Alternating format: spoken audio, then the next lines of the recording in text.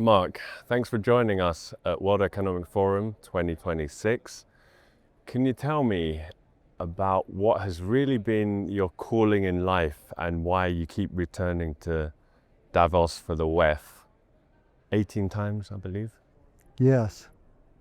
It's to be a mirror and a voice and a pushback on unregenerative practices in economics.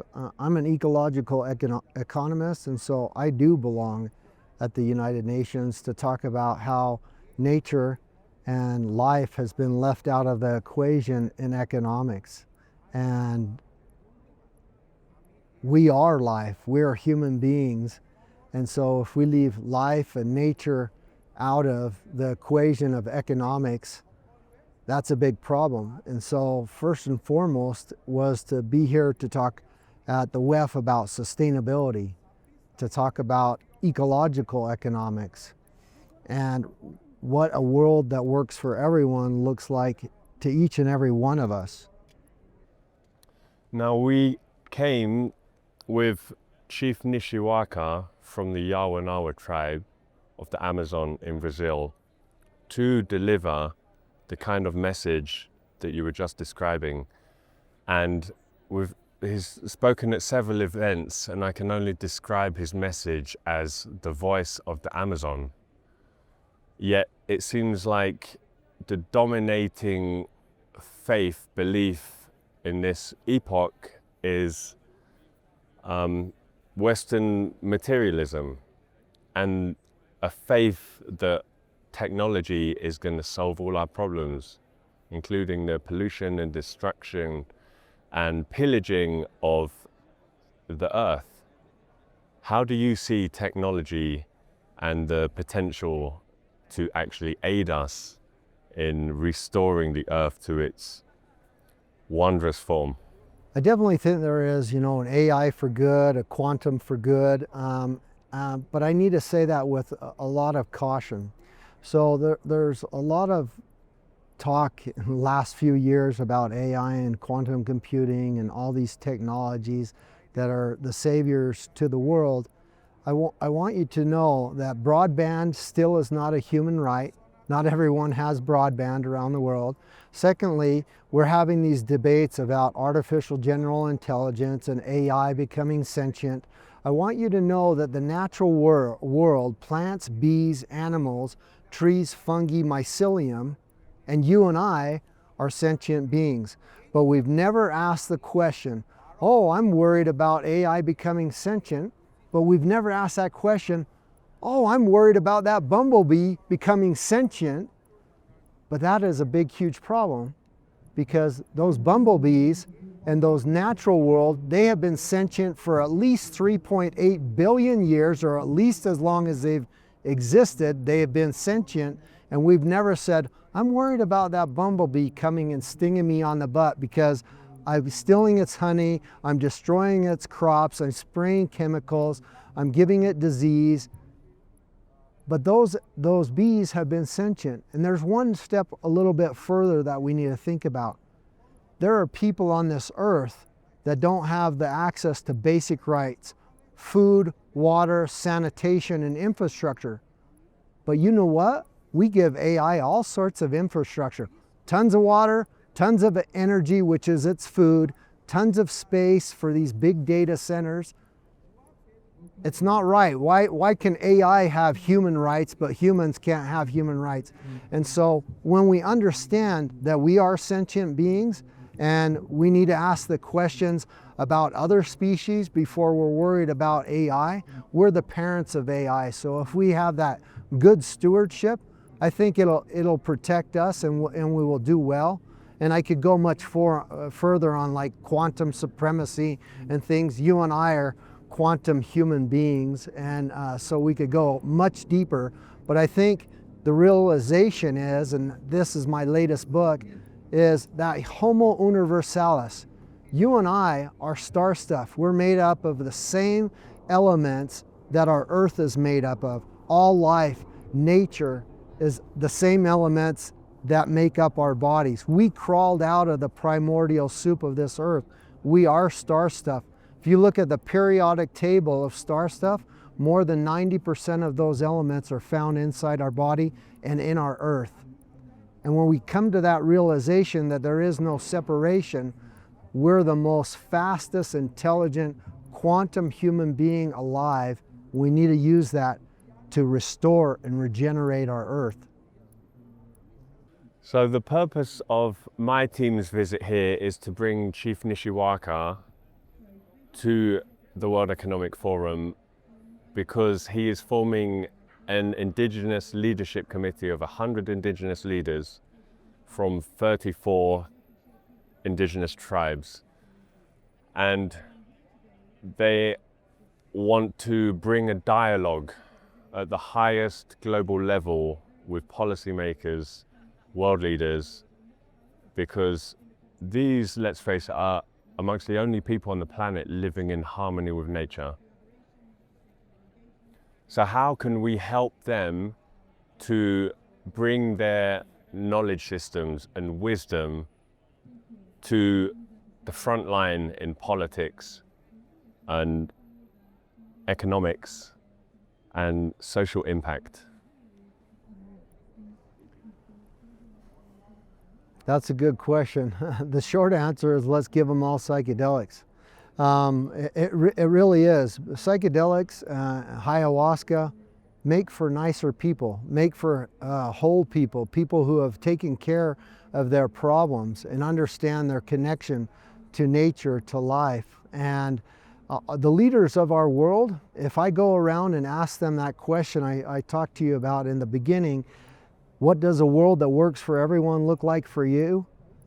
They don't have the answer. I've asked more than 3,900 world leaders, authors, experts. Only 7 had the answer. The rest didn't know. And it's very troublesome for me because a lot of these world leaders are running countries and cities and communities, and they don't know what the future looks like that works for everyone. I promise you, not only does it make psychedelics and ayahuasca make for better people, but it makes for that oneness and the direction of where we go further. So I think there's a lot of room to have those discussions in that perspective, to come with the healings and also to know the way forward and how we move forward and what kind of governance we have for a world that works for everyone. My main topic is regeneration, and the core answer to what is, or definition to what is regeneration, is the simple fact is to make the world work for 100% of humanity in the shortest possible time through spontaneous cooperation without the ecological offense or disadvantage of anyone, and to create the conditions that are conducive for all life to thrive and flourish amid ever-changing life conditions, without any problems or disease or any of that. Ever-changing life conditions, we gotta create those conditions for everyone. So my next question is, I'm a father, I have just one son, and it's a struggle at times, and you mentioned you're a father of 4 and have grandchildren. The kids these days, they're so clued up and switched on. They have so much information at their fingertips. They're not fooled by the old paradigm.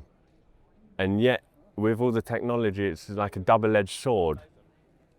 There's an epidemic of mental health issues amongst children with social media and the addiction potential of all these digital formats that is frankly terrifying.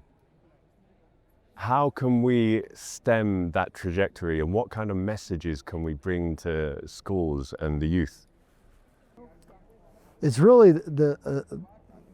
pretty much the same answer: to create the conditions that are conducive for all life to thrive and flourish amid ever-changing life conditions. We think that there's a process of 10, 20, 30 years until someone becomes of age to have access to all the basic rights as a human being, as someone on this earth. In our world today, I just want to kind of give you a little statistic. With plus billion people on our planet, there's this group of early learners. It's 5 grades: kindergarten, preschool, first grade, second grade, and third grade. Those 5 grades, we would need to build 16,000 new classrooms every single day just to meet the demands to give those children the entry point into the education system. And we don't even want to get into, is it a good education system, just to give them a classroom to go to. Around the world today, we don't even build 100 new classrooms a month, let alone 66,000 every single week. So that's a fundamental problem, that in a world that's evolving at an exponential pace, if we only improve incrementally with our infrastructure, with our education, with our governance, we are actually falling behind exponentially. And so my answer to that question is I don't think that children or the youth of today should have to wait until they're 16 or 18 or 21 until they're at age to receive access to all the basic rights that are due a human being. Just the basics, the bottom layers of Maslow's hierarchy of needs. And in our world today, that's kind of the thing we do. We're discounting, and that's why we're at the World Economic Forum here, we're discounting the future of all the youth of the world by 3%. This comes from Nicholas Stern in the Stern Review. He said that all economies in the world are discounting future generations by 3%. With that 3% discount rate, that means they'll never catch up and have a bright future. So we need to invest. If we do less than 1%, maybe they can have the chance to catch up. And that's why I push regenerative economies, ecological economies, because there are growing abundant economies that don't discount the future generations. They continually regenerate the future to leave the planet better than we found it. So I'm sorry it's a long answer, but it's really complex. And if you don't know economics, you kind of need to be aware of those things that's going on when we do the capitalistic, extractive, negative type of economic models. Is there anything else in particular you've picked up from your week at Davos that you feel strongly to speak about?